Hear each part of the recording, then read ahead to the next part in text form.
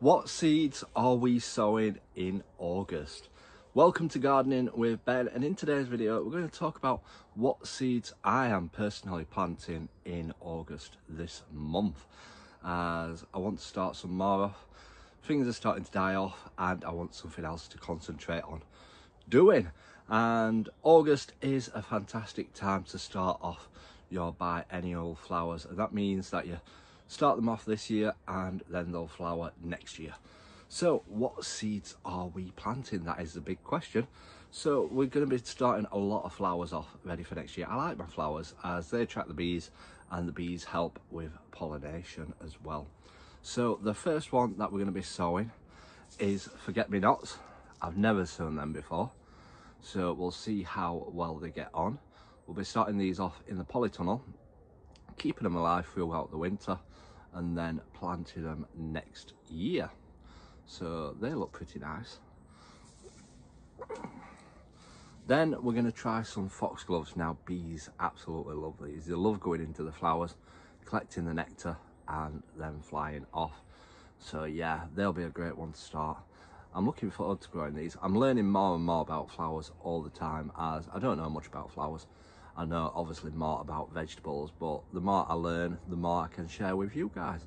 So again, if you're wanting to try and grow some flowers yourself, these are the ones to get started now, ready for next year. Then we're also going to grow some primulas. Now, I'm not always that keen on these because when they do start to die off, they look horrible, but they add some colour throughout the winter period. So we're going to be sowing some of these and hopefully we'll get some flowers on them throughout the winter. Then an easy one, and yes, they are easy. I've had fantastic results from growing these myself. I've grown them a few years over the past, and these are lupins. They grow really well. Start them off now and you'll probably get small flowers next year, but then the year after they'll probably be a lot bigger. So if you're wanting some fantastic lupins, get growing some now and see how well you get on.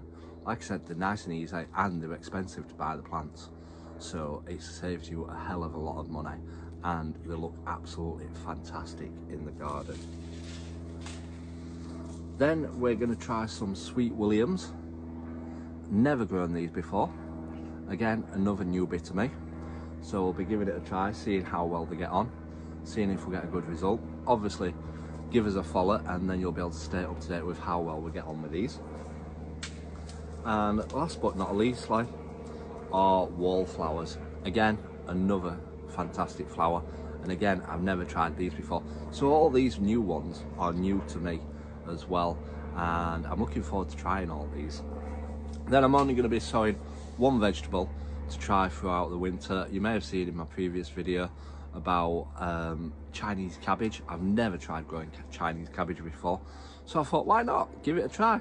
Let's see how well we get on with it and taste it. I've never tried Chinese cabbage, so it'll be great to try it. So I'm going to try some of that, see how we get on, and see if we can grow some through the winter and see if we get any good results from it. Then finally, Christmas potatoes. I'm going to be starting my Christmas potatoes, and these are the ones that I'm going to be trying.